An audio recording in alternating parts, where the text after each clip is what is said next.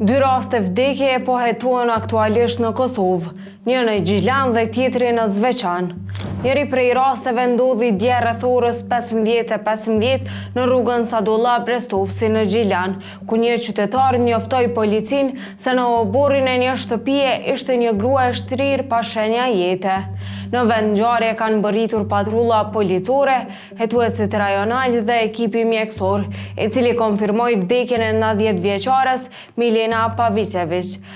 Sipas të dhënave fillestare, viktima jetonte e vetme. Ndërsa rasti i dytë ndodhi në fshatin Zherovnic të Zveçanit, ku një burr u gjet pa shenja jete në shtëpinë e tij.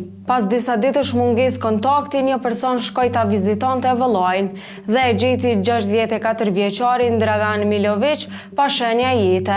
Me urdhër të prokurorit të shtetit, rastet janë regjistruar si hetim mbi vdekjen, ndërsa trupat e viktimave janë dërguar në Institutin e Mjekësisë Ligjore në Prishtinë për hetime të mëtejshme dhe për të sqaruar rrethanat e vdekjeve, gjërsa hetimet janë duke vazhduar.